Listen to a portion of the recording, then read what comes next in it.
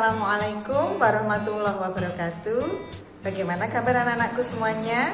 Sehat? Alhamdulillah, luar biasa. Allahu Akbar. Yes. Anak-anak, hari ini kita bisa bertatap muka kembali secara virtual dalam pembelajaran Akidah Akhlak kelas 6. Baik, hari ini materi yang akan kita pelajari adalah bab ketiga, yaitu mengimani takdir atau qada dan qadar Allah. Baik, langsung saja, apa saja materi yang kita pelajari di dalam qada dan qadar Allah? Yang pertama adalah pengertian qada dan qadar. Yang kedua adalah iman kepada qada dan qadar. Yang ketiga, macam-macam takdir. Dan yang keempat, hikmah beriman kepada qada dan qadar. Langsung saja, untuk yang pertama adalah pengertian qada dan qadar. Qada dan qadar disebut juga takdir. Untuk qada secara bahasa atau etimologi artinya hukum, ketentuan, atau perintah. Sedangkan qadar secara bahasa atau etimologi berarti kepastian, ketentuan, atau perintah. Secara terminologi atau istilah, qada berarti ketentuan Allah sejak zaman azali atau zaman sebelum alam terbentuk. Qadar secara istilah atau terminologi yaitu ketentuan Allah yang sudah menjadi kenyataan. Perlu anak-anak ketahui bahwa zaman azali merupakan zaman sebelum diciptakannya segala sesuatu. Semua takdir makhluk telah dituliskan dalam kitab yang disebut Lauhul Mahfuz. Makhluk yang pertama kali diciptakan Allah adalah pena. Pena bertugas untuk menulis segala sesuatu yang akan terjadi pada alam semesta dan isinya, termasuk manusia. Penjelasan yang kedua adalah apa perbedaan qada dan qadar? Pertanyaan berikut bisa membantu kalian untuk menjawab. Suatu ketika kalian pergi ke kota X. Ada dua jalan dari desamu untuk sampai ke sana. Yang satu jalannya berliku-liku, yang satu lagi jaraknya lebih jauh, pendek, dan halus. Kira-kira kalian pilih jalan yang mana? Nah, tentu saja pilih jalan yang mudah dan cepat.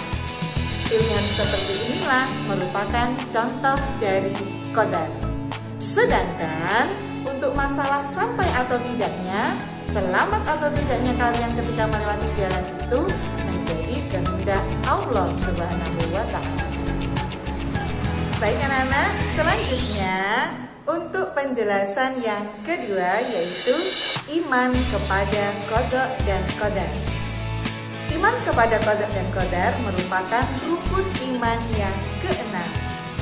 Dan hukum mengimani rukun iman ini adalah wajib bagi semua orang-orang mukmin. Kita harus meyakini Allah tidak akan membebani kita di luar kemampuan kita.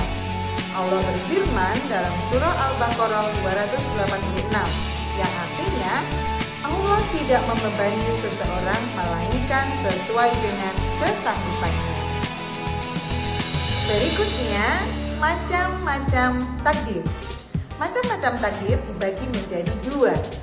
Ya, satu takdir mubram, dua takdir mu'alaq. Apa yang dimaksud dengan takdir mubram? Takdir mubram adalah takdir yang kita tidak dapat mengubahnya. Contoh, kita akan dilahirkan sebagai laki-laki atau perempuan. Kita dilahirkan sebagai anak siapa? Seorang petani, seorang dokter, seorang pengusaha, presiden, dan lain-lain. Kita tidak bisa memilih karena ini merupakan takdir mubram. Yang kedua, takdir mu'alaq, yaitu takdir yang kita dapat mengubahnya. Contoh, meskipun sudah ditakdirkan miskin, maka seseorang bisa memperbaiki takdirnya menjadi kaya. Dan kaya adalah takdir baru baginya jika Allah menghendaki. Berikutnya, contoh qada Allah. Apa saja? Yang pertama, ketetapan Allah kapan laut harus pasang dan kapan laut harus surut. Yang kedua, ketetapan Allah bahwa setiap makhluk pasti akan mati. Yang ketiga, ketetapan Allah bahwa matahari terbit dari siang hari serta bulan dan bintang tampak pada malam hari. Yang keempat, ketetapan Allah kapan seorang akan lahir. Dan yang kelima, ketetapan Allah untuk berjenis kelamin laki-laki atau perempuan. Bahasan selanjutnya adalah hikmah beriman kepada qada dan qadar. Yang pertama, kita akan terhindar dari segala bentuk kesyirikan.